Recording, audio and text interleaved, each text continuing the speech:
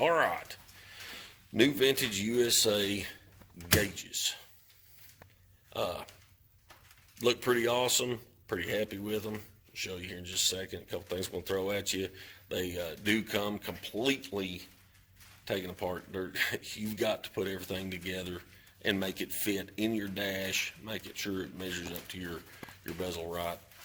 It does come with some of these different thicknesses and whatnot for getting your mini gauges where they need to be, like your fuel, your oil, your water, your battery.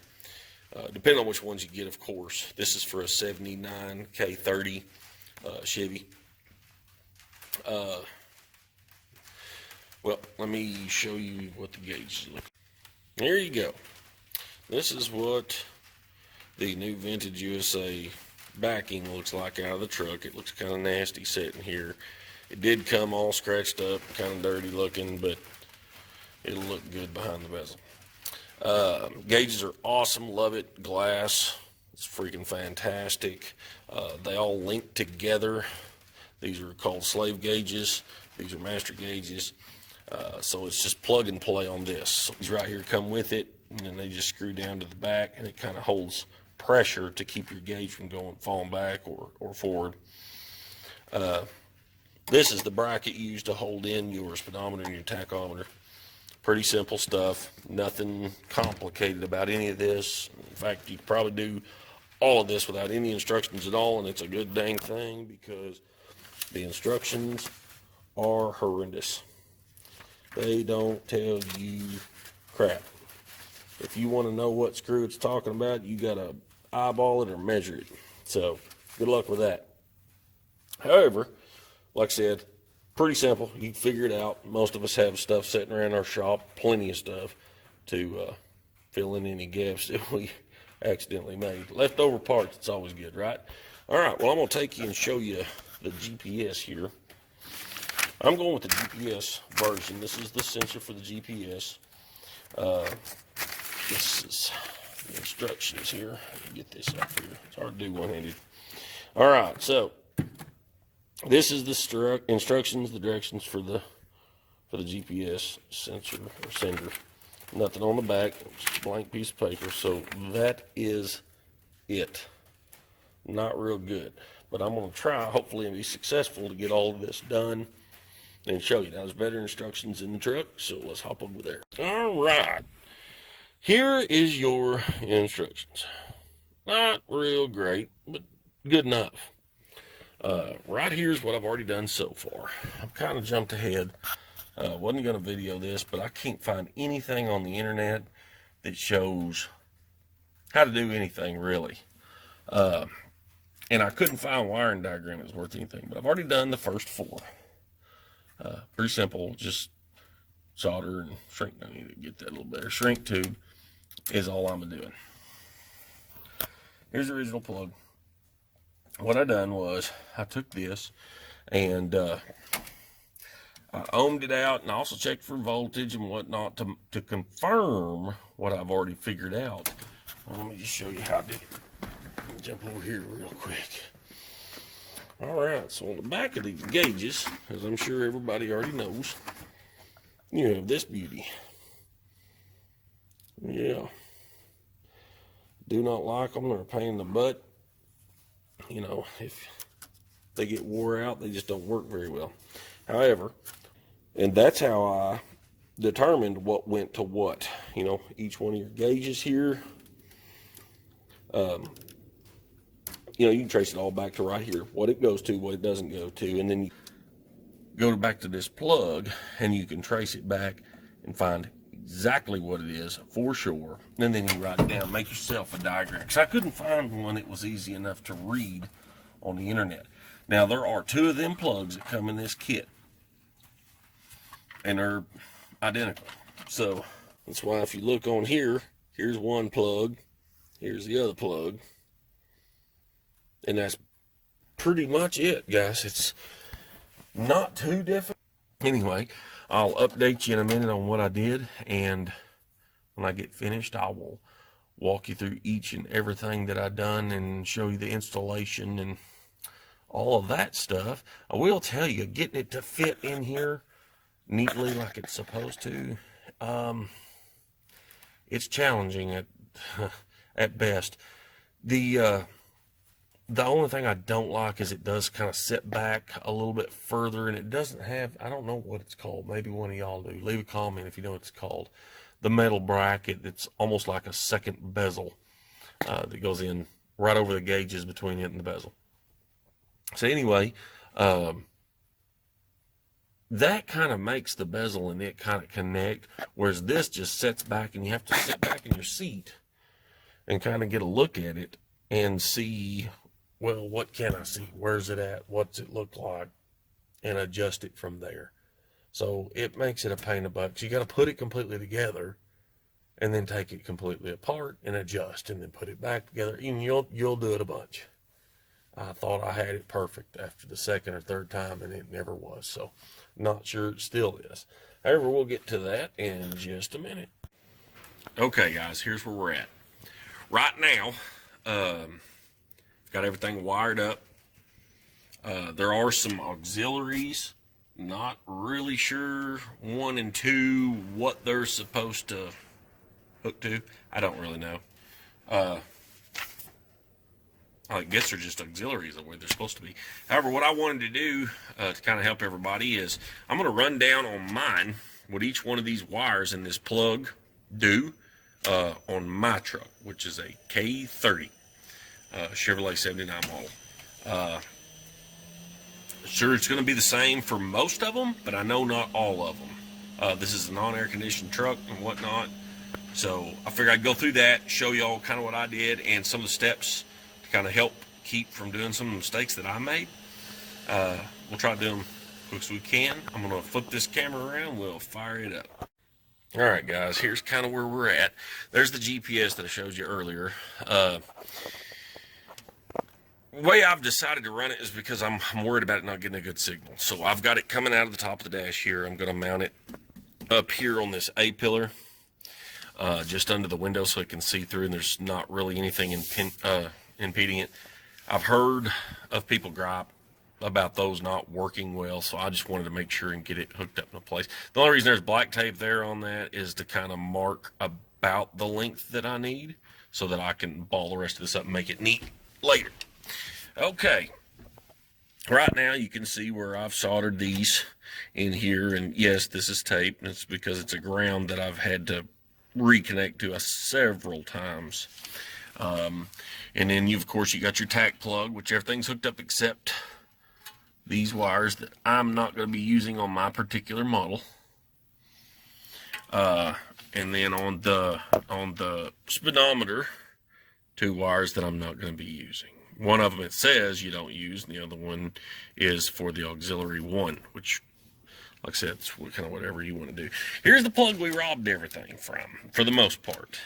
Of course, with the tack, you'll have to run a tack wire unless you have a factory tack truck, which I do not. Okay, so if you look right here, see if I can get this camera to focus on it, you can see that they're numbered 1 through 9. 10 through 18, which is handy. By the way, there's 2 pins missing here, but and no plug wires, as you can see. And then on some of them, there's 2 wires in each plug. You see those 2, and then these 2 into one plug. So what I'm going to do is, what I did anyway, and it's kind of up to you how you want to do it, but I numbered and made a diagram showing each one of these and what they did. So what I'm going to do is I'm going to literally just read them off from my diagram, what's what, and then we're going to kind of go through it. So like I said, this is based on a 79 K30 Chevy without a factory tack, without factory air conditioning. I mean, this thing's as plain Jane as you get. It's almost so plain it probably came without a motor. That's a joke. Poor one at that. Dad joke, right? Okay, so on number 1 was headlight brights, which is the indicator on your speedometer that lights up and shows you that you got your bright lights on. That's all it is. Number 2 is gauge lights, the backlighting around your factory gauges. Number 3 is 3 and 4 is just voltage. It's for your voltage meter in your dash, which is 3 and 4. Number 5 is oil pressure. Number 6 is temp and oil pressure, and the reason that there's going to be some of them that have multiple ones is one is a hot and one is a ground. The number 6 is hot for temperature and oil. 7 and 8 is not used in this truck. However, 7 and 8 actually did have a use. I used them. I think it's the right ones on this one. I have to look here. Yes, 7 and 8 I did use. They're not used on my instrument panel. However, there were wires in there, and I did use them. What I ended up using them for was grounds. They were good grounds and constant grounds and nice wires. So I used them. Let's see. And number 9 is the temperature gauge. On the other side, 10 is fuel gauge. 11, brake warning light. 12 is the choke light, fuel gauge, and brake warning light. It's hot. Let's see. 10, 11, 12. 13 is choke light. 14 is the 4x4 light. 15 is the seatbelt light. 16 is the right turn signal. 17, left turn signal. And 18 is turn signal. It's just it's hooked to them. It's a ground, I believe. You'd have to double check me on that. And it's also the oil ground. So, or hot and turn signal hot. I don't know. Just stick a test light on it. You can find out pretty quick. I've done this. It's taken a lot longer than you think to do it. Anyhow, that's where these wires run. And then what I done was I made a diagram on a piece of paper, sheet of paper. And I'd show it to you, but it's chicken scratch because I didn't do it for anybody but me. And then I took the directions right here, and I followed these directions as to what went to where. Right plug, as it says, is tachometer, left plug is speedometer. And then I was able to find the wire in the plug that it's asking for to plug into on these, as you can see from my check marks, which some of them may not even be checked off that I used. I know it's not tack signal. But anyway, that's basically all I done. Could not find a schematic anywhere. They sucked. I didn't use the new gauges. I used my old gauges because the low oil pressure warning light and stuff like that, this truck didn't have it, so I just didn't want to put it in there. You can just change it out. The sensor, or the sender, the oil pressure sender, it is pretty cool. It's got both plugs on it, one for the warning light and one for the gauge. Gauges work pretty cool. You do have to set them up. In other words, program them once you get everything set up. However, I've got to get this buttoned up and plugged back in. I put my program buttons, as you can see, right there. There were already holes in this truck, so I didn't make any more. One hole that fit great. The other hole I had to put a washer. Just a teeny bit too big. And yes, I know there's more holes. However, those two, from where I'm sitting, are perfectly even apart and kind of centered. Anyway, let me tuck all this in and get the gauges kind of set in there, and I will talk to you about setting the gauges up and kind of how to get that done. There's another video on YouTube about how to install the gauge cluster. It's really simple. You don't really need any help with it. The wiring was the hardest part, and I just kind of gave that to you, like I said, with the number on your plug, which it's got numbers. And if you look at your plug, the way it plugs in is number 1 is up and to the left. Plugs into the back of your dash just like that. It's up and to the left. So, like I said, it's really simple. It's not rocket science. I didn't need a schematic. I made my own. I did cut, solder, everything, shrink tube it to make it work. I am going to have to, like I said, bundle all this up. Let me make this neat, and then I'll jump right back on here, and we'll have the gauge clusters and set everything back in and see if we can't make it work like it's supposed to. Okay, be with you in just a second.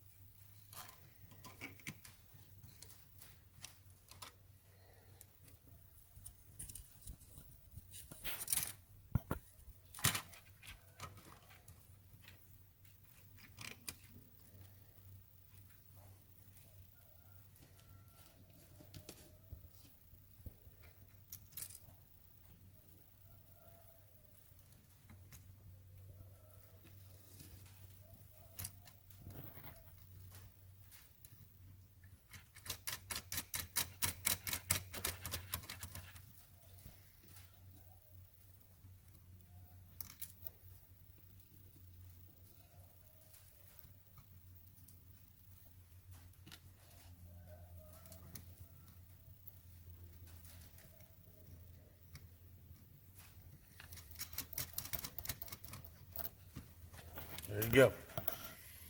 That's it. Both sides.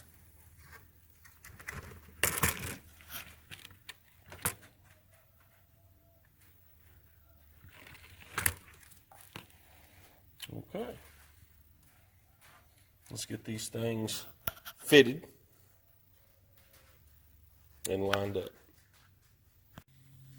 This is basically how I get it kind of close. You get it really close to where you need to be, and then you actually have to put it in the dash to make sure. But this way you get your right bend and everything while you're still on the bench. It'll help a little bit. And here's the gauges. You got to take them in and out about 5,000 times, but it looks really good. It's clean, pretty color. I really like it. Now let's see if everything works. We're going to give it a shot here.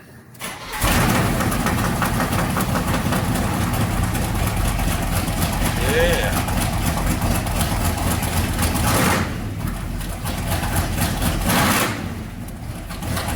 Yep. Sounds good. Looks good. Loving it. All right. This should work out. Anyway, if you have any questions, drop them in the comments. I'd be glad to answer them. If there's anything that I missed, put it in the comments. I'll see what I can do about going through it. I'll be in and out of this truck a lot. If you like the video, give me a thumbs up. Sure appreciate it. Thank you.